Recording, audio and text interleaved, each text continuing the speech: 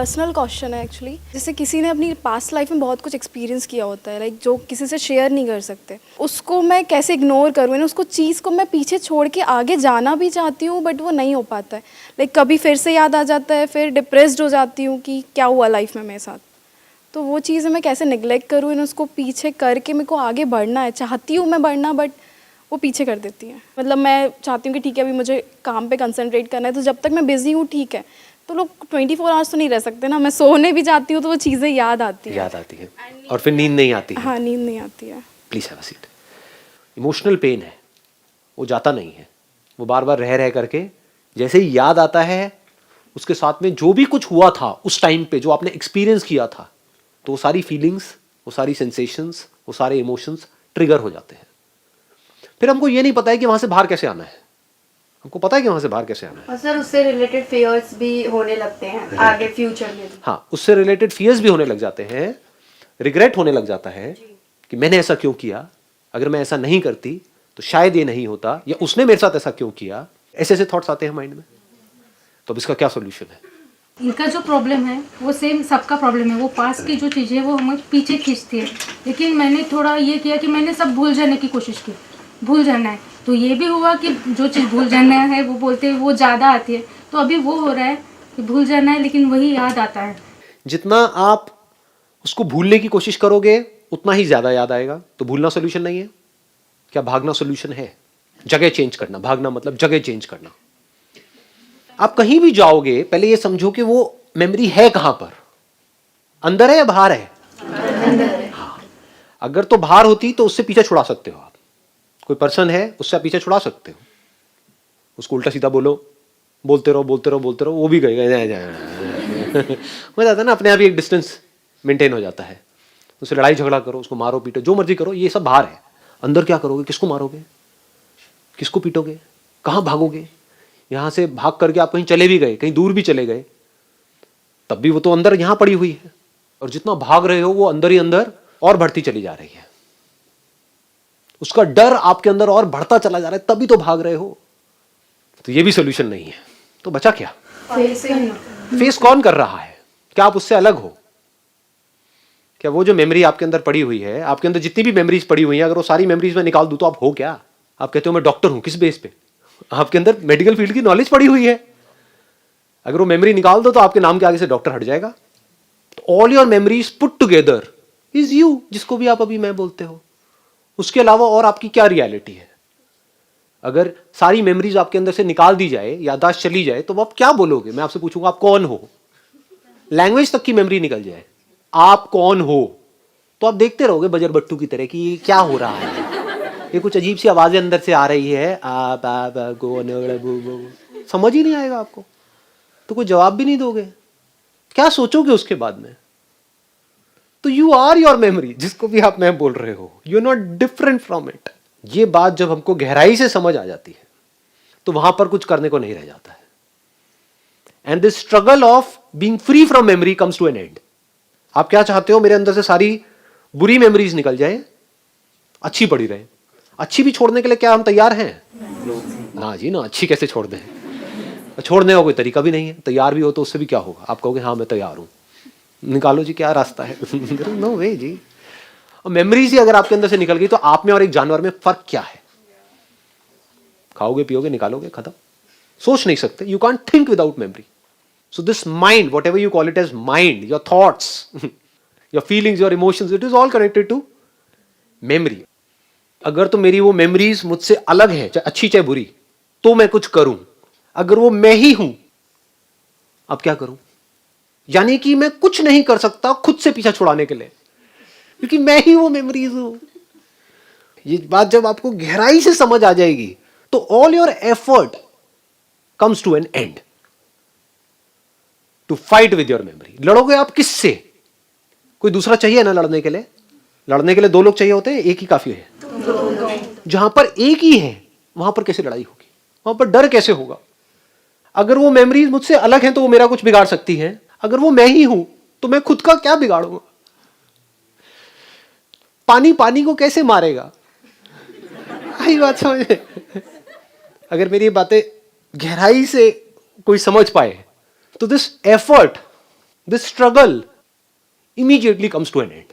मतलब अब वो मेमोरीज चाहे बुरी से बुरी है, चाहे अच्छी से अच्छी है, रहे तो रहे, ना रहे तो कोई बात नहीं। आंखों से आप जो भी कुछ देखते हो उसका आंखों के ऊपर क्या असर होता है? आंखों से आप एक टॉयलेट को देखते हो, फिर एक मंदिर को देखते हो, क्या जब मंदिर को देखते हो तो आंखें प्योर हो जाती हैं? और टॉयलेट को देखते हो अपनी आंखों से तो क्या आंखें गंदी हो जाती हैं, इम्प्योर हो जाती हैं? ये बात हमको आई, पकड़ में आई। ये बातें हैं छोटी छोटी, बट अगर ये समझ में आ गई, क्योंकि अंदर की दुनिया में सिर्फ समझ ही सॉल्यूशन है। प्रॉब्लम क्या है, जो बाहर की दुनिया के पैंतरे हैं वो हम अंदर की दुनिया में लगाने की कोशिश करते हैं और हम फंस जाते हैं। बाहर की दुनिया के क्या पैंतरे हैं? कोई भी काम करना है, एक्शन लो, ये करो, वो करो, वो करो, वो करो, वो करो, इट्स ऑल अबाउट करो करो करो करो करो करो करो। ये करो तो ये करके ये होगा, फिर ये करो, फिर ये करो, फिर ये करो। अंदर कुछ करना ही नहीं है, सिर्फ समझ लेना है। जैसे भूत, अगर भूत एक्चुअल में है तो कुछ करना है। अगर भूत है तो भूत किसके लिए है? जो कभी समझने की कोशिश ही नहीं करते कि भूत है या नहीं है, बस मान लिया है। मूवीज देखी, बचपन में सुनी कहानियां और मान लिया कि भूत है। तो जिसके लिए भूत है उसको भूत दिख भी सकता है, उसके ऊपर भूत चढ़ भी सकता है, उसको भूत से फ्री होना है, कई जगह पे जाके मत्था टेकना है, बहुत कुछ करना है। लेकिन अगर कोई इस सच को देख ले कि भूत है ही नहीं, उसको क्या करना है? तो दोनों में फर्क समझ आया? करना और understanding, which is not doing anything, which is just seeing things as it is. मतलब आंखों का क्या काम है? सिर्फ दिखा देना, अच्छा है बुरा है, उससे आंखों को कोई फर्क नहीं पड़ता है। ऐसी ब्रेन का काम है जो भी अंदर स्टोर्ड है उसको दिखा देना। और कुछ भी दिख जाए उससे ब्रेन को कोई फर्क पड़ता है क्या? तो डर क्यों रहे हो?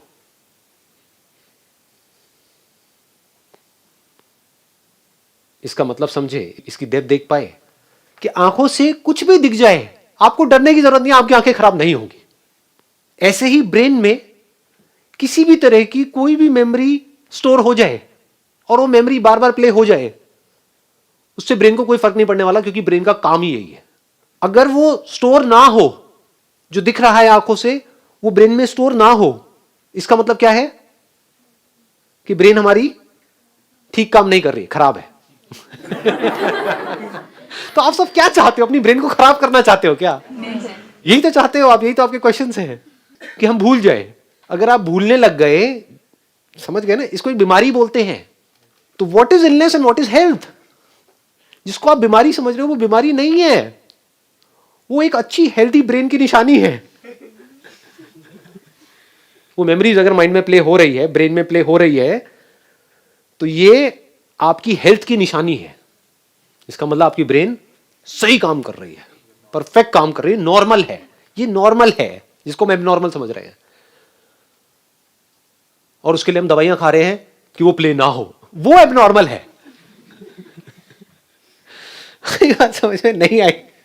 दवाई खा करके अपनी ब्रेन को डल कर रहे हैं, या दारू पी करके भूल जाने की कोशिश, यही तो होता है। और क्या होता है? तो दारू पी करके जो एक बेहोशी वाली स्टेट होती है वो नॉर्मल है, या बिना दारू पिए होश में जब आप हो और जो भी कुछ हो रहा है अंदर, वो नॉर्मल है? वो नॉर्मल है। वो नॉर्मल है। लेकिन अगर इस नॉर्मल को हम एबनॉर्मल समझे तो इस गलत समझ का क्या इलाज है? लगाओ दिमाग, कौन सी गोली खाओगे जिससे ये समझ ठीक हो जाएगी? कहां जाओगे, क्या करोगे जिससे ये समझ ठीक होगी? कोई भी चीज अगर उसके बारे में आपकी समझ ठीक नहीं है, उसको गलत समझ लिया है कुछ और, समझ कुछ और लिया है, उसका क्या इलाज है? वहम का क्या इलाज है? आई बात समझ? जैसे यहां पर मान लो कुछ है, ये पैटर्न सा बना हुआ है, और आप में से किसी को वहां पर बड़े ध्यान से आप देख रहे हो, मेरी तरफ ध्यान नहीं है, वहां पर देख रहे हो, और आपको वहां पे छिपकली नजर आ रही है और उससे डर रहे हो, उसका क्या इलाज है? पूरी दुनिया आकर के बोलती रहे नहीं है, लेकिन मेरे लिए तो है। पूरी दुनिया बेवकूफ है, ये संदीप महेश्वरी सबसे बड़ा बेवकूफ है, इसको कुछ पता ही नहीं है। पकड़ के रखा हुआ है अपने ही बिलीव्स को, कि आपको पता नहीं है मेरी सिचुएशंस क्या है। आप किसको जस्टिफाई कर रहे हो? अपनी उस छिपकली को जस्टिफाई कर रहे हो जो है ही नहीं, और खुद ही दुखी हो रहे हो। जब ये हमें समझ आ जाता है, गहराई से समझ आ जाता है, तो क्या होता है, ये बॉडी अब आपके पास में एक इंस्ट्रूमेंट के जैसी आ गई है आपके हाथ में। अब आपको मजा आएगा खेलने में। अब आपको एक्चुअल में समझ आ रहा है कि किससे फर्क पड़ता है, किससे नहीं पड़ता है। यानी कि अगर एक्चुअल में कोई आपकी बॉडी को खतरा होगा तो वहां पर आप लड़ोगे भी, एक्ट भी करोगे, बहुत कुछ करोगे। ये नहीं कि बूंदों की तरह बैठे रहोगे। If there is a danger to your body because of whatever reasons, there you will take the action what is required. But जब आपको समझ आ रहा है मेरी ब्रेन में कुछ मेमोरीज प्ले हो रही है, उसमें से कुछ अच्छी है कुछ बुरी है, वहां पर किसी एक्शन की जरूरत नहीं है, क्योंकि ब्रेन अपना काम ठीक कर रही है। अब ब्रेन में मेमोरीज प्ले होना बंद हो गई, अब मेरे को डॉक्टर के पास जाना है।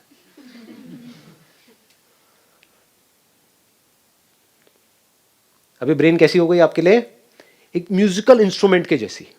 लोग कैसे जी रहे हैं? बड़े ही कन्फाइंड होकर के जी रहे हैं।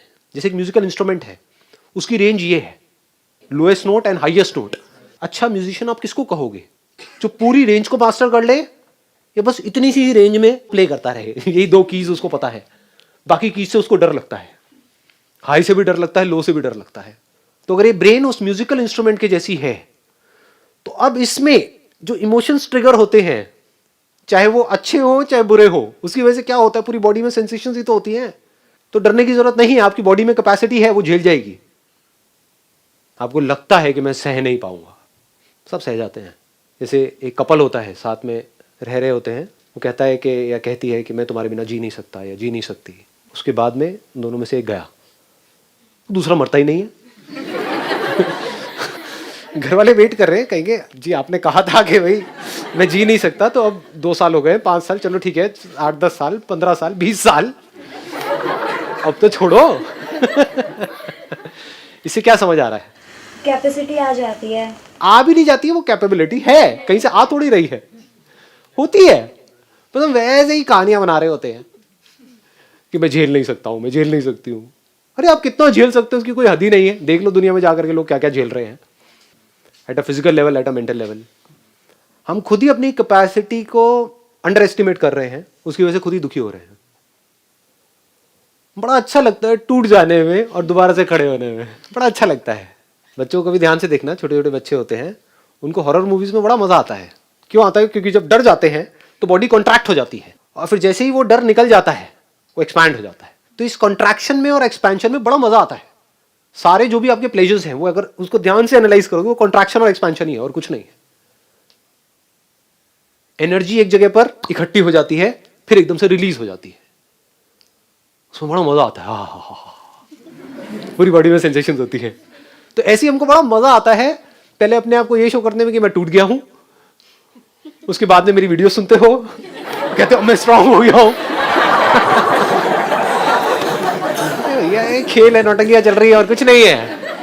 इन नौटंकियों को वो समझ सकता है जो खुद को समझ चुका है अच्छे से। मुझे भी बड़ा मजा आता है कभी कभी ये नौटंकी करने में, यार मूड खराब है, बड़ा मजा आता है, आपको पता नहीं है ये। और फिर जितना खराब होता है उतना ही अच्छा भी हो जाता है। जैसे जितनी प्यास लगेगी उतना ही पानी में मजा आएगा। प्यास ही ना हो तो पानी में मजा आता है क्या? नहीं आता।